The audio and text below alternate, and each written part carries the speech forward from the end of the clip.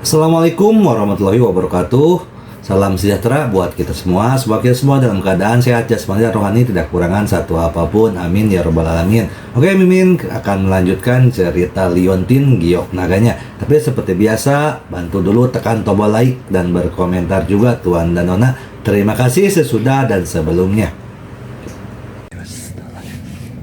Bab 1511 sampai bab 1515. Tuan ular tersenyum dan berkata, "Inilah satu-satunya cara. Tetapi, ini terlalu berbahaya, Ayah Baptis. Mengapa saya tidak menggantikan Anda dan mengirim dia masuk?" kata Susnek. Ular Taijun menggelengkan kepalanya. Kemudian, dia tiba-tiba menerima. "Susi, aku ingin kamu menandatangani perjanjian Tuan Pelayan dengan Ye Chong di depan banyak pemimpin klan ular." Wajah Susi menjadi pucat ketika mendengar ini. Perjanjian Tuan Pelayan adalah kontrak yang sangat kuat di antara klan ular. Setelah perjanjian Tuan Pelayan ditandatangani, seseorang harus mengikuti tuannya selama sisa hidupnya, setia dan setia pada kata-katanya. Jelas sekali, Susi tidak ingin setia kepada Ye Chong. Jadi dia ragu-ragu. Taijun Si mengangkat alisnya, menatap Susi dan berkata, "Apa, kamu bahkan tidak berani mendengarkan kata-kataku?" Wajah Susi menjadi pucat dan dia menggigit bibirnya. Setelah beberapa lama, dia berkata, Aku tidak berani." Kemudian, dia berlutut di depan patung-patung itu, membuat gerakan aneh lainnya, dan menggumamkan sesuatu. Ye Chong hanya mendengar kata-kata terakhir Susi berkata, "Mulai sekarang, aku akan menjadi pelayan Ye Chong. Aku akan mengikutinya dan setia padanya dari generasi ke generasi. Apa yang dia katakan itu benar, tanpa terlalu banyak kata." Ini jenis utama perjanjian pelayan tidak bisa dipatahkan oleh anggota suku ular. Setelah melakukan semua ini, Taijun Si mengangguk puas dan berkata, "Susi, kamu bisa keluar dulu." Susi berdiri, membuka mulutnya, tetapi tidak berbicara. Dia menatap Ye Chong lagi, lalu menundukkan kepalanya dan berjalan keluar. Hanya ada dua orang yang tersisa di ruangan itu, Snake Taijun dan Ye Chong. Lord Snake memandang Ye Chong perlahan, menunjukkan senyum berkerut, dan berkata, "Ye Chong, apakah kamu punya banyak hal untuk ditanyakan padaku?" Ye Chong mengangguk. Apa yang sebenarnya ingin dia tanyakan adalah terlalu banyak. "Di mana lembah ular Yin?" Ye Chong bertanya. "Lembah ular Yin ini adalah tempat terlarang bagi klan ular kita. Ada naga lilin 9 Yin yang tinggal di dalamnya, menjaga api asli," kata ular Taijun. "Realgar Fire?" Ye Chong bertanya dengan rasa ingin tahu. Ye Chong juga tahu tentang api asli ini. Di era seni bela diri kuno, dulu ada daftar api dewa, yang mencatat semua jenis api magis yang ada di dunia. Api Realgar adalah api peringkat keempat dalam daftar api ilahi, dan sangat kuat. Dan Jiuyin Zulong dikenal juga sebagai nenek moyang ular bumi. Zhu Jiuyin, Zulong, bisa dikatakan sebagai binatang buas purba. Namun ketika mendengar nama Real Glow Fire dan Zhu Jiuyin, Ye Chong tahu bahwa lembah ular Yin ini terlihat sangat berbahaya. Snake Taijun melanjutkan, "Dalam situasi Anda saat ini, Anda belum sepenuhnya berubah. Satu-satunya cara adalah melalui api Realgar. Jika Anda berhasil, Anda pasti akan berubah menjadi klan ular. Lalu jika Anda tidak melakukannya berhasil?" Ye Chong bertanya. Si Taijun melanjutkan, "Jika kamu tidak berhasil, maka kamu akan berubah menjadi tumpukan abu." Ye Chong tercengang, dan bertanya lagi, "Berapa kemungkinan suksesnya?" "Saya tidak tahu, karena ini belum pernah terjadi sebelumnya, dan kami klan ular sebenarnya sangat takut pada Ratu Realgar," kata ular Taijun. Ye Chong terdiam. Snake Taijun bertanya, "Kalau begitu saya akan memberi Anda kesempatan untuk memilih sekarang, bagaimana? Apakah Anda ingin mencobanya?" Ye Chong berkata tanpa ragu, "Tentu saja, bahkan jika dia mati, dia lebih baik bersedia daripada kehilangan kekuatan." Ye Chong sudah lama memikirkan ide ini. Snake Taijun mengangguk, "Baiklah, saya tidak salah paham." Setelah itu, Ye Chong bertanya lagi, Apa maksud Anda ketika Anda mengatakan bahwa saya bisa menyelamatkan klan ular Anda? Tuan Ular menghela nafas dan menjelaskan, ternyata klan ular telah memiliki musuh lama sejak zaman dahulu yaitu organisasi orang suci Fahai. Para anggota organisasi ini semuanya mengaku sebagai orang suci dan berbalik menghadapi ras alien selain manusia. Mereka juga tertarik untuk mengungkap berbagai kisah cinta manusia dan antar ras.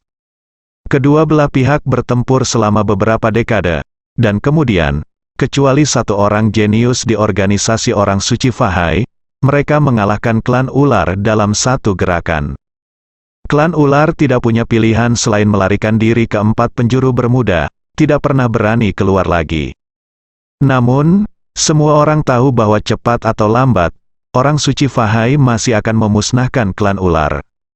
Kecuali, seorang jenius dapat muncul dari klan ular untuk membantu klan ular mengalahkan orang suci Fahai. Tapi Taijun dia merasa Ye Chong jenius. Baru pada saat itulah Ye Chong mengerti mengapa ular Taijun berkorban begitu banyak untuk mengubahnya menjadi klan ular. Bagaimana kamu yakin ini aku? Ye Chong bertanya dengan rasa ingin tahu. Lord Snake terkekeh, saya tidak mungkin salah. Ye Chong ingin menanyakan hal lain. Lord Snake memotongnya, baiklah, saya pikir kita harus bersiap dan berangkat besok. Ye Chong mengangkat bahu dan berhenti bertanya. Saat kita memasuki lembah ular Yin, saya akan mengalihkan Zhu Jiuyin menjauh, dan Anda akan mencari api Realgar.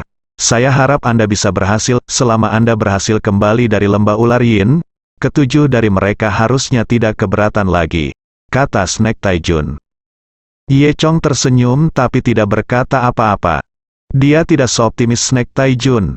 Bahkan jika dia benar-benar kembali dari lembah ular Yin, saya khawatir ketujuh anggota senat tidak akan yakin. Kecuali Anda dapat menekan mereka dalam hal kekuatan. Jika tidak, suatu hari mereka akan memberontak.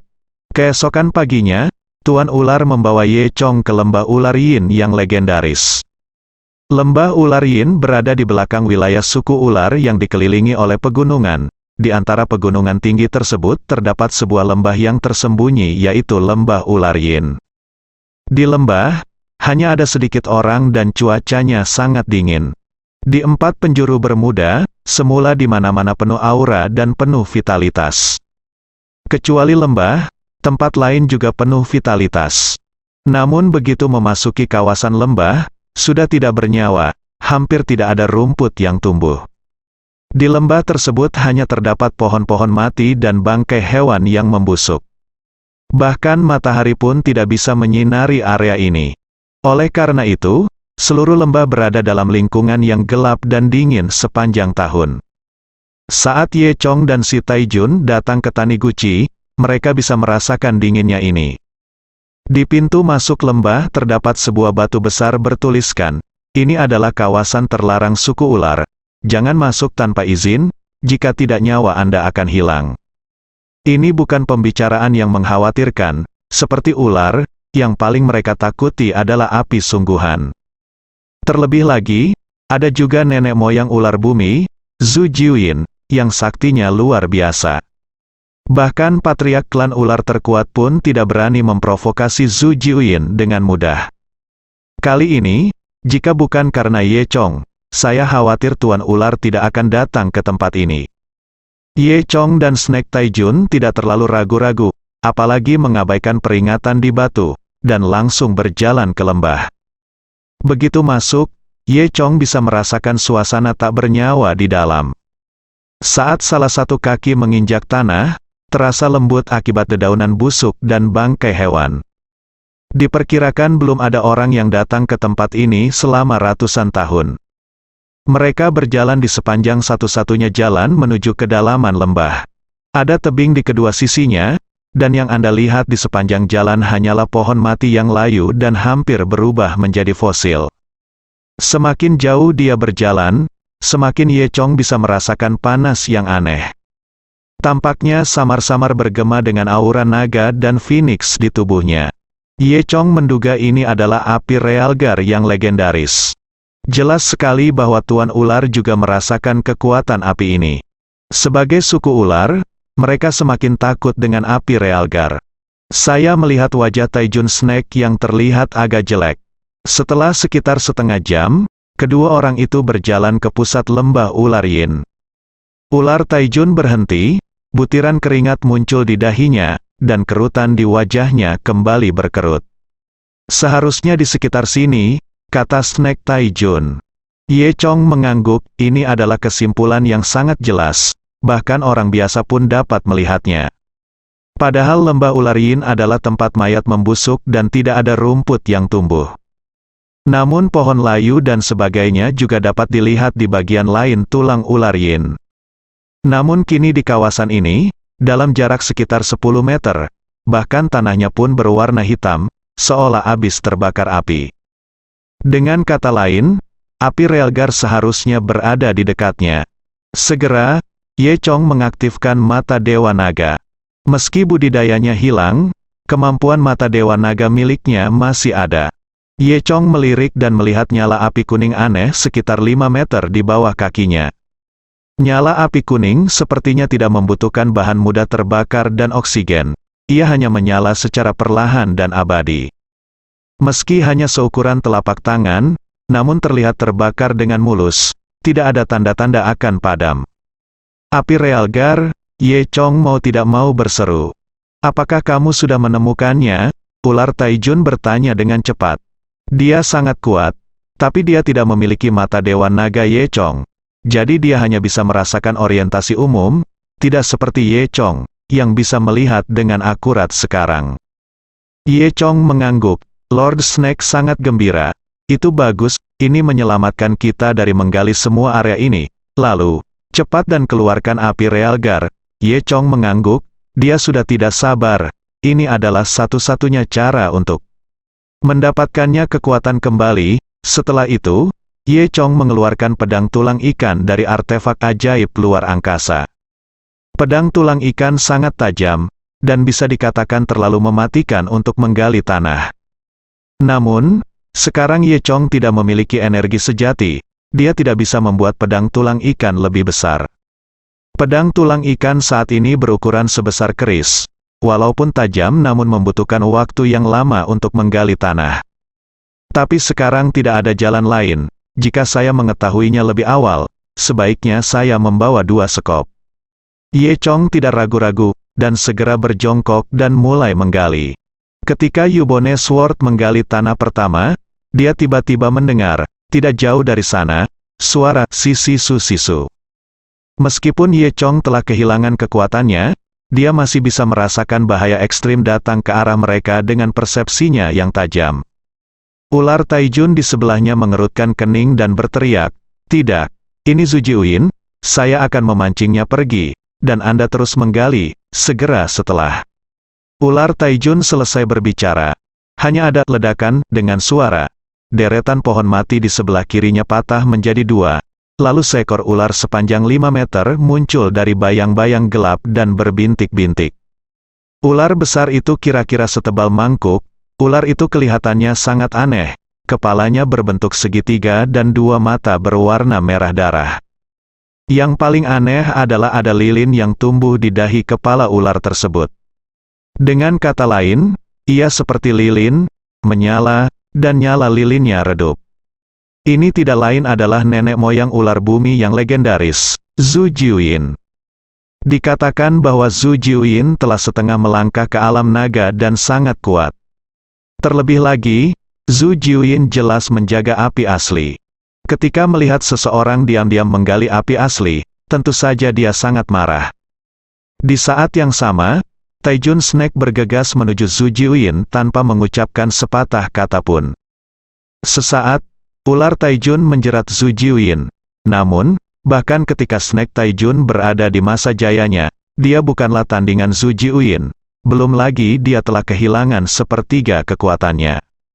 Sekarang, dia bukan lagi tandingan Zhu Jiuyin. Dalam beberapa putaran, Snake Taijun sudah terpaksa mundur. Di sisi lain, Ye Chong memanfaatkan kesempatan langka ini dan terus mengayunkan pedang tulang ikan dengan kuat, mencoba dengan cepat menggali api asli di bawahnya. Sambil menggali, pikir Ye Chong, Alangkah baiknya jika kekuatannya masih ada. Selama pedang tulang ikannya diperbesar, hanya perlu 2 pukulan untuk menggali hingga kedalaman 5 meter. Namun, menggali sekarang sangatlah melelahkan. Segera setelah itu, ekor ular Zhu Jiuyin tiba-tiba menghantam perut ular Taijun dengan suara jepret. Ular Taijun langsung terlempar seperti bola karet. Dia terbang sejauh lebih dari 10 meter dan merobohkan selusin pohon di belakangnya sebelum berhenti. Setelah Zhu Jiuyin menyerang Flying Snake Taijun, dia terus menyerang Ye Chong. Matanya berwarna merah darah dan ia memuntahkan ular besar. Saat ini, ular Taijun berdiri dengan marah. Tuan ular berteriak keras, tubuhnya membengkak, pembuluh darah muncul di lengannya, dan matanya sedikit merah darah, membuatnya terlihat sangat gila. Dan kekuatannya juga melonjak secara tiba-tiba. Ternyata ular Taijunlah yang sekali lagi membakar setetes darah dari jantungnya, untuk sementara meningkatkan kekuatannya. Namun peningkatan kekuatan ini hanya bersifat sementara dan sama saja dengan meminum racun untuk menghilangkan dahaga. Dia sekali lagi menyia-nyiakan setetes darah, jika tidak, dia mungkin mati. Bahkan jika dia hampir tidak bisa bertahan, dia akan kehilangan sepertiga kekuatannya lagi. Namun, Tuan Ular tidak peduli sama sekali sekarang, dia berteriak keras dan bergegas menuju Zhu Jiuyin. Ye Chong, di sisi lain, benar-benar mengabaikan apa yang terjadi di depannya dan terus menggali tanah dengan keras. Detik berikutnya, dia bisa mencium bau amis di mulut Zhu Jiuyin yang berasal dari punggungnya. Tepat ketika Zhu Jiuyin hendak menggigit leher Ye Chong, bayangan hitam tiba-tiba muncul. Baru saja mendengar suara bang, ular Taijun muncul dan meninju kepala ular Zhu Jiuyin. Zhu Jiuyin dipukuli dengan sangat keras hingga dia berguling 2 kali dan terbang keluar. Terlihat kekuatan pukulan ini juga sangat luar biasa. Setelah Zhu Jiuyin dipukuli, dia menjadi marah. Di sisi lain, Ye Chong menggali lebih dalam, dan sekarang sudah setengah jalan.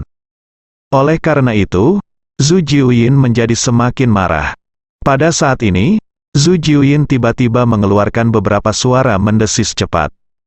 Kemudian saya melihat ukurannya tiba-tiba bertambah dan membesar beberapa kali lipat. Tubuhnya yang semula hanya 5 meter kini menjadi lebih dari 20 meter. Ye Chong langsung merasakan krisis. Dia menggali tanah lebih cepat dengan tangannya. Tuan ular sudah dalam keadaan malu saat ini, pakaiannya dipukuli hingga compang-camping, dan darah mengalir keluar dari sudut mulutnya, tapi dia masih menutupi wajah Ye Chong. Ye Chong tahu bahwa ular Taijun juga berjuang untuk menghidupi dirinya sendiri. Zhu Jiuyin menjerit panjang, mengeluarkan surat panjang, dan kemudian, dengan mengayunkan tubuhnya, terus menyerang ke arah Ye Chong. Di saat yang sama, ular Taijun meraung, dan bergegas menuju Zhu Jiuyin. Detik berikutnya, hanya ledakan yang terdengar, dan 2 kekuatan besar membombardir secara bersamaan. Suaranya memekakkan telinga, dan Ye Chong hampir terguling setelah tabrakan kekuatan. Tabrakan besar itu sepertinya membelah ruang. Tabrakan besar itu menimbulkan debu yang tak terhitung jumlahnya di tanah, seolah-olah melepaskan bom asap. Di dalam debu, sesosok hitam berguling 2 kali, terbang keluar, dan jatuh ke tanah, tidak lain adalah Tuan Ular. Saat ini, ular Taijun tampak seperti boneka rusak, dia muntah darah dan tubuhnya sedikit gemetar. Kesenjangan kekuatan antara keduanya sangat besar. Pukulan dahsyat yang baru saja diberikan Lord Snake hanya membuat gerakan Zhu Jiuyin sedikit terhenti. Tapi ini membuat Zhu Jiuyin sangat marah, dan dia bergegas menuju Ye Chong dengan putus asa lagi. Ye Chong mengerutkan kening.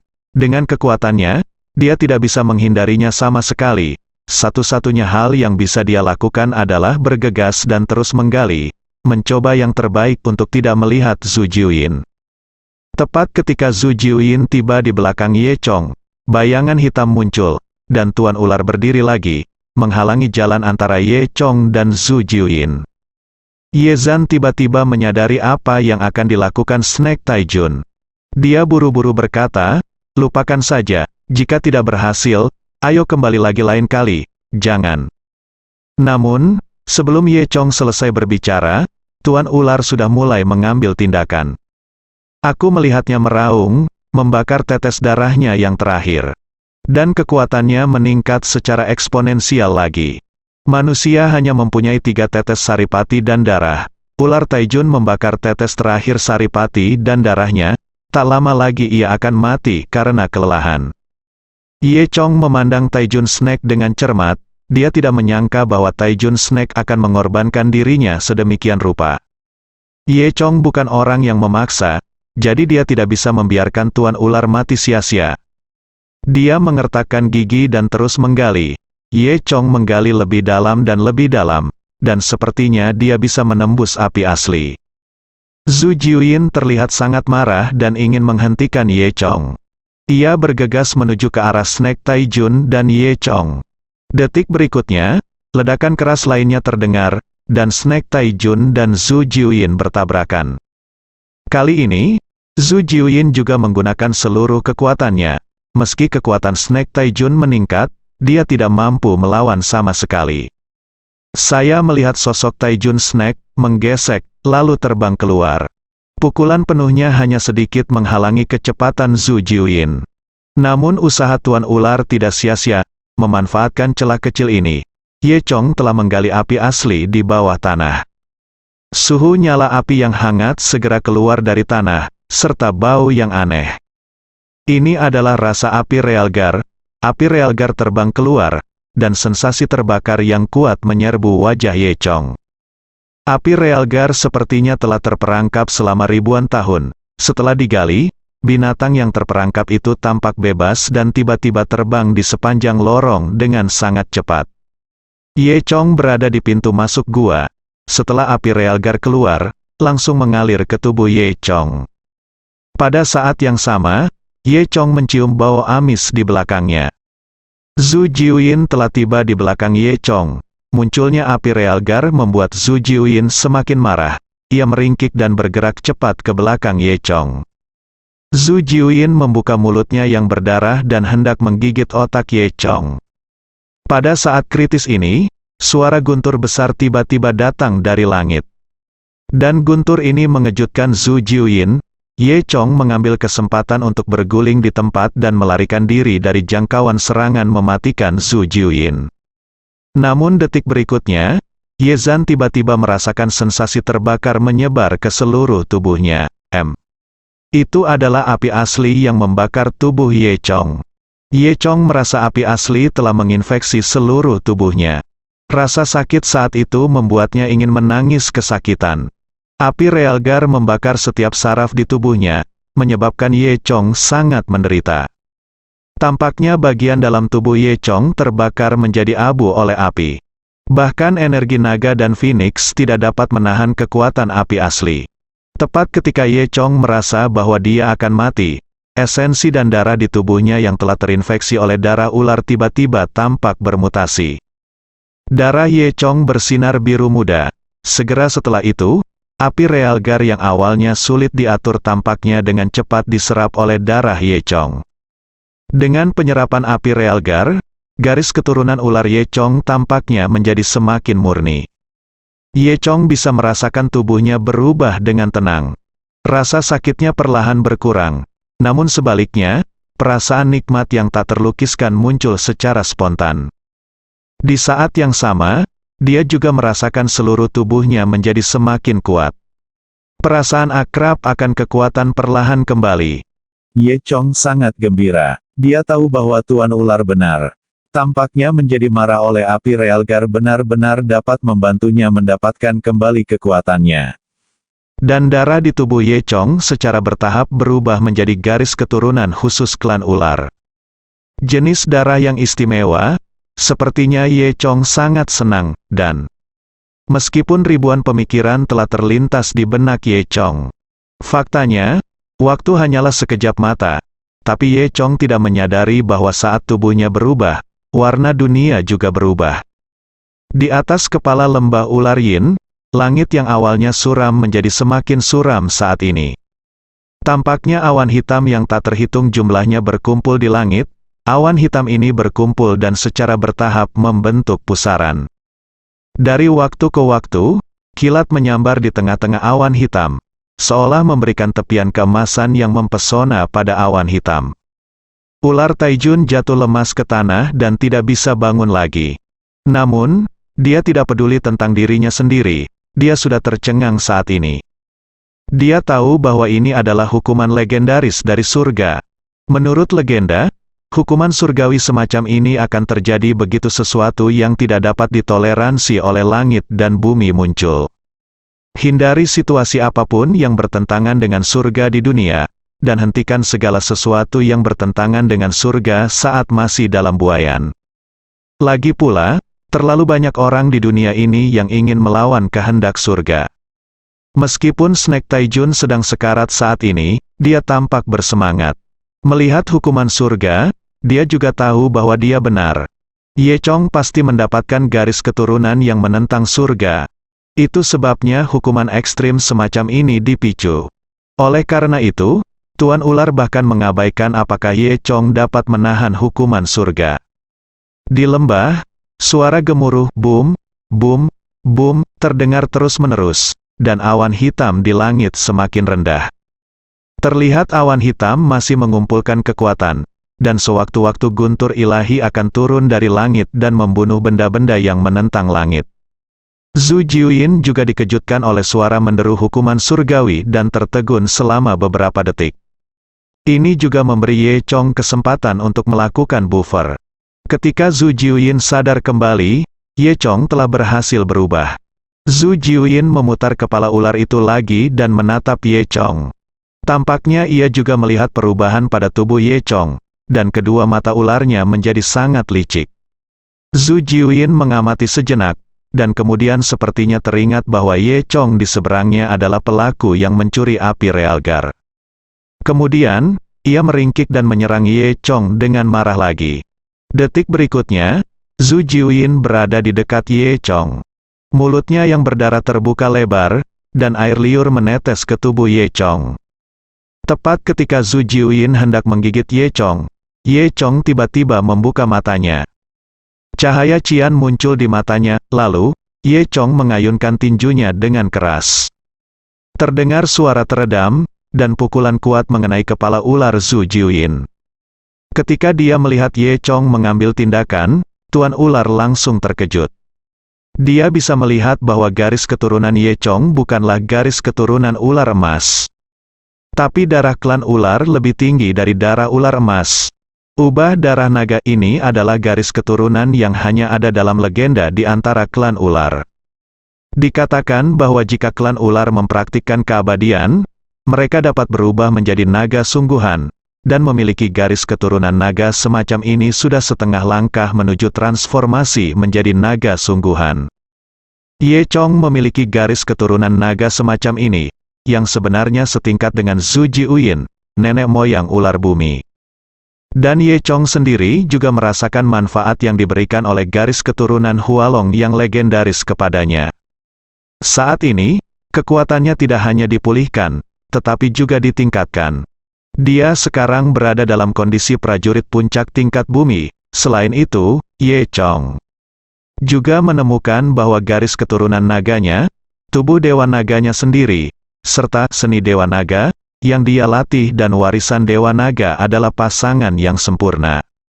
Keduanya saling melengkapi, dan menjadi lebih kuat. Namun, Ye Chong sedikit senang terlalu dini. Meskipun dia sekarang adalah prajurit puncak tingkat bumi, dia masih terlalu jauh tertinggal untuk menghadapi Zhu Jiuyin. Ye Chong hanya mendengar suara teredam saat dia meninju, dan lengannya mati rasa karena shock. Tapi Zhu Jiuyin tidak rusak sama sekali.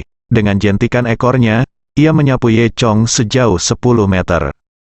Untungnya, tubuh Dewa Naga Ye Chong sekarang diberkati oleh darah Hualong. Jadi dia tidak terluka sama sekali, dia berbalik ke tanah dan berdiri. Tentu saja Zhu Jiuyin sangat kesal. Dia memuntahkan surat ular itu, melengkungkan tubuhnya, dan membuat gerakan menyerang. Itu sedang bersiap untuk memberikan pukulan fatal pada Ye Chong. Ye Chong mengerutkan kening. Dia juga tahu bahwa meskipun dia memiliki garis keturunan naga sekarang, dia masih bukan tandingan Zhu Jiuyin. Menghadapi pukulan fatal Zhu Jiuyin, Ye Chong mungkin tidak mampu menahannya. Pada saat ini, Taijun Snake berteriak dengan gugup dari samping, "Lari, lari!" Dia tidak jauh dari kematian sekarang, dan dia tidak memiliki kekuatan sama sekali, dan dia tidak dapat bangun untuk membantu Ye Chong. Dia hanya bisa berpikir bahwa Ye Chong bisa melarikan diri dengan cepat. Ye Chong mengerutkan kening. Dia tahu bahwa dia telah dikunci oleh Zhu Jiuyin dan tidak mungkin untuk melarikan diri. Zhu Jiuyin memuntahkan surat ular itu lagi, dan kemudian bergegas menuju Ye Chong dengan ganas. Ye Chong tidak punya pilihan selain mengumpulkan seluruh kekuatannya dan mencobanya. Di pupilnya, ukuran Zhu Jiuyin semakin besar. Ye Chong juga sangat gugup, merasakan ancaman kematian yang ekstrim. Pada saat ini, tiba-tiba, terdengar suara keras di langit. Boom, petir yang menyilaukan meledak di atas kepala semua orang, dan suara itu bergema di seluruh lembah. Banyak pohon mati di lembah ular yin yang hancur berkeping-keping. Ini adalah hukuman Tuhan, cahaya menyilaukan jatuh dari langit, dan menghantam Zhu Jiuyin ke tanah. Tubuh aslinya lebih dari 20 meter. Setelah disambar petir, tubuh besar itu terbang. Seluruh tubuh ular itu bergetar lurus, lalu berguling 2 kali di udara, dan jatuh ke tanah dengan keras. Zhu Jiuyin membuat lubang besar yang dalam di tanah. Tanah kering yang hangus oleh api kini menunjukkan retakan seperti laba-laba yang tak terhitung jumlahnya. Dan Zhu Jiuyin mati terbakar. Setelah dilempar 2 kali, dia jatuh ke tanah dan mati. Ia menyusut lagi ke bentuk normal sekitar 5 meter. Mayat Zhu Jiuyin mengeluarkan bau terbakar, kemudian, awan gelap di atas kepala perlahan-lahan menghilang. Sinar cahaya langka muncul di langit di atas lembah ular yin, menyinari lembah. Ye Chong dengan cepat berlari ke sisi Snake Taijun dan membantunya berdiri. Saat ini, ular Taijun sudah tidak berdaya dan hampir mati. Hebat, aku tidak menyangka kamu akan mendapatkan darah legendaris transformasi naga. Aku benar-benar membacanya dengan benar, hebat sekali, ular Taijun berkata dengan semangat, terengah-engah terus-menerus. Ye Chong bergumam pada dirinya sendiri, darah Hualong sebenarnya dapat menyebabkan hukuman surga, benar-benar mengerikan. Tapi ada satu hal yang dia tidak mengerti, karena dia menyebabkan hukuman surga, mengapa Zhu Jiuyin dipotong pada akhirnya, meninggal. Ular Taijun melihat keraguan Ye Chong, dia terkekeh, dan berkata dengan lemah. Darah transformasi nagamu juga dalam kondisi setengah langkah menjadi naga, yang sama dengan kondisi Zhu Jiuyin. Itu disebabkan oleh kondisi transformasi menjadi seekor naga.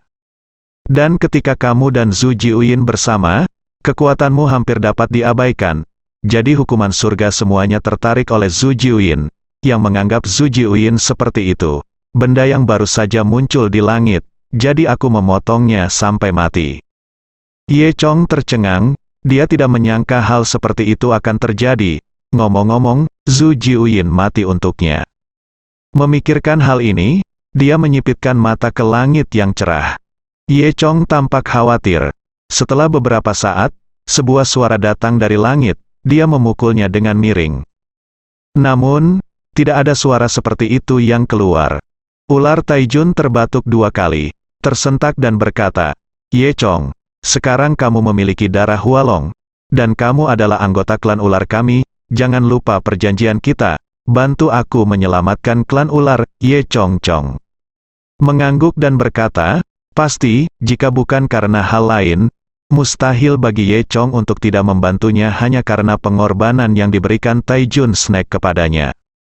Ye Chong melanjutkan, jangan khawatir, serahkan hal berikutnya padaku, aku pasti akan memimpin klan ular untuk melanjutkan ular. Taijun mengangguk dan berkata, meskipun kamu sekarang memiliki darah klan ular, tetapi kekuatanmu tidak cukup, kamu masih perlu terus berlatih. Namun, karena kamu memiliki garis keturunan naga yang lebih maju dari garis keturunan ular emas, maka saya yakin kecepatan kultivasi kamu akan lebih cepat, kamu akan segera tumbuh dewasa, menjadi prajurit Tianji. Namun, Menjadi prajurit Tianji bukanlah akhir, ada banyak level yang lebih dalam di jalur kultivasi, bahkan saya belum pernah mendengarnya. Ye Chong mengangguk, hal-hal ini ada. Di naga, di sana juga beberapa catatan dalam Heritage of Gods. Lord Snake menghela nafas, dan kemudian berkata, "Oh, ngomong-ngomong, ada satu hal lagi, aku lupa memberitahumu sebelumnya." Ye Chong tertegun. "Ada apa?" Lord Snake berkata, "Itu saja. Meskipun menjadi klan ular dan memiliki garis keturunan yang maju dapat mempercepat budidaya Anda, ada juga kelemahan kecil untuk menjadi klan ular." "Kekurangan apa?" Ye Chong sedikit bingung dan memiliki firasat buruk di hatinya. Tuan ular tiba-tiba ragu-ragu sedikit. "Yah, sebenarnya bukan apa-apa. Jika Anda menjadi klan ular, ada kemungkinan besar kemandulan." Ye Chong tercengang. "Apa maksud Anda? Saya tidak dapat memiliki anak sekarang, Tuan." Ular mengangguk. "Kenapa kamu tidak memberitahuku sebelumnya?" Ye Chong terdiam. Snake Taijun ragu-ragu, mengatakan bahwa dia lupa. Ye Chong tentu saja tidak mempercayainya. Dia curiga bahwa ular Taijun tidak melupakannya, tetapi tidak berani memberitahunya sejak awal. Garis hitam di kepala Ye Chong tepat saat dia hendak mengeluh. Tiba-tiba, Snake Taijun meraih tangan Ye Chong erat-erat dan berkata, "Ye Chong, ingat apa yang kamu janjikan padaku, aku serahkan urusan berikutnya padamu." Setelah mengatakan itu, tanpa menunggu jawaban, Ye Chong, Snake Taijun tiba-tiba menggebrak kakinya dan jatuh ke tanah mati. Tetua yang hebat ini telah mengorbankan hampir segalanya untuk klan ular, dan sekarang dia akhirnya bisa menutup matanya dengan kepuasan. Ye Chong menghela nafas, tidak tahu harus berkata apa. Dia membawa tubuh Snake Taijun di punggungnya dan bersiap untuk berjalan kembali. Ketika dia melewati Zhu Jiuyin, dia berjongkok dan menemukan bahwa lilin di kepala ular Zhu Jiuyin masih menyala. Inilah inti dari Zhu Jiuyin, yang pada zaman dahulu disebut sebagai lampu pemberi kehidupan dan memiliki efek menghidupkan kembali orang mati. Ye Chong ingin menyelamatkan Zhao Lubai. Hal ini juga penting. Setelah itu, Ye Chong mengulurkan tangannya dan mengeluarkan lilin dengan jepret, dan memasukkannya ke dalam senjata ajaib luar angkasa. Kemudian, dia kembali ke suku ular dengan tubuh ular Taijun. Pada saat ini, 7 tetua suku ular, senat, mengumpulkan seluruh eselon atas suku ular dan mengadakan pertemuan besar. Selanjutnya mereka berdiskusi siapa yang harus memimpin klan ular. Arti dari dewan tersebut sangat jelas, ular Taijun dan Ye Chong telah memasuki lembah ular Yin, dan tidak mungkin untuk keluar lagi. "Semuanya, seekor ular tidak bisa hidup tanpa kepala, kita harus memilih seorang pemimpin," kata Snake Erlang.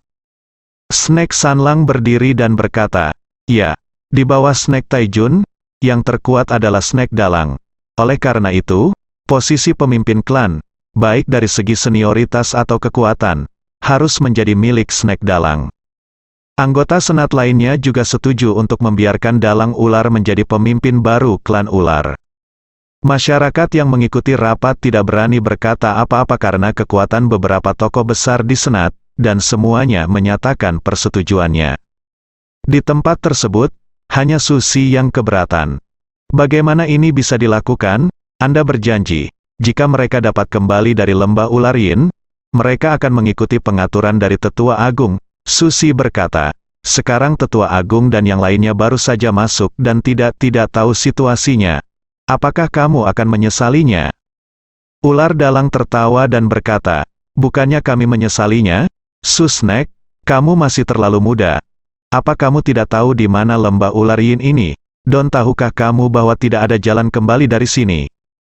"Itu benar, aku melihat mereka berdua masuk dengan mataku sendiri. Apa menurutmu mereka bisa keluar jika masuk?"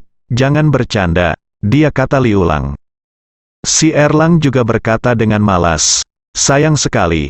Jika perkiraan saya benar, mereka sudah mati di dalam sekarang dan tidak bisa keluar." "Susi, jangan punya ilusi apapun.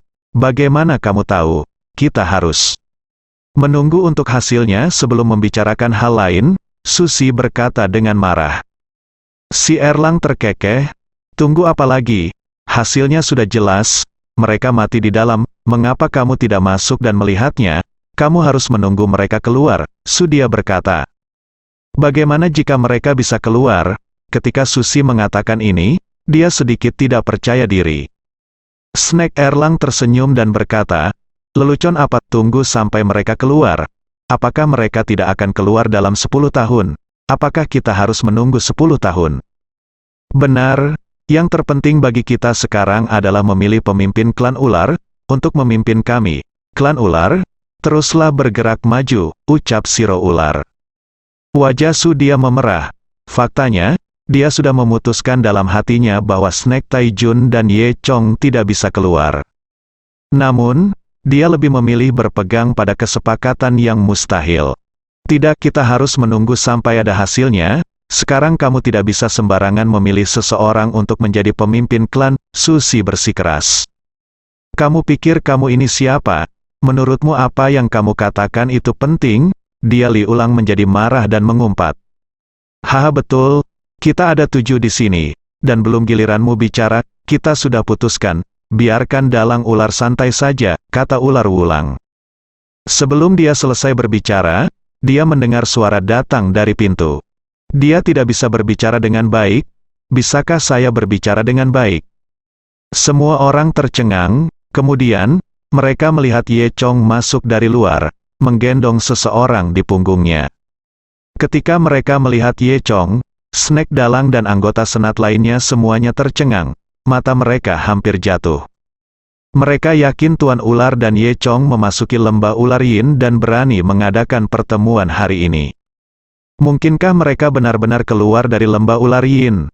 Bagaimana ini bisa terjadi? Ular dalang sedang memikirkannya. Sudia merasa sangat bersemangat saat melihat Ye Chong.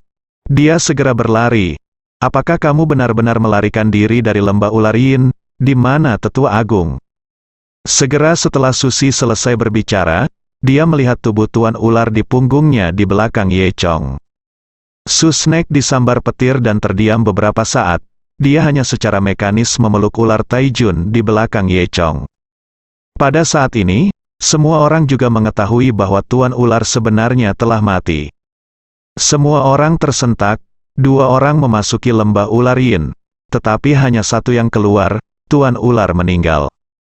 Ye Chong, yang keluar, menjadi fokus perhatian semua orang. Lembah ular yin adalah area terlarang bagi klan ular. Semua orang tahu bahwa sekali Anda masuk, Anda tidak akan pernah kembali. Dan mereka yang bisa keluar tentu saja adalah orang-orang terpilih. Saat ini, semua orang berbisik dengan suara pelan. Apakah yang dikatakan Tetua Agung benar?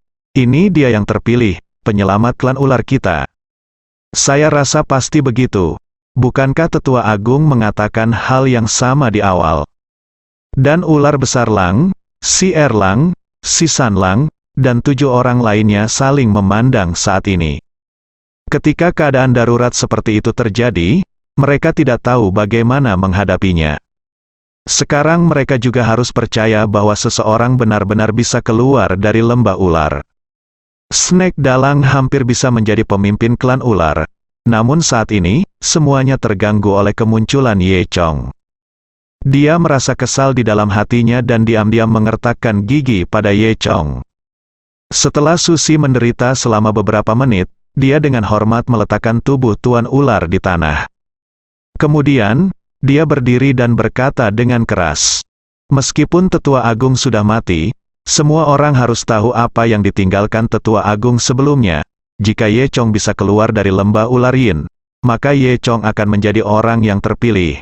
Dia adalah pemimpin klan kita."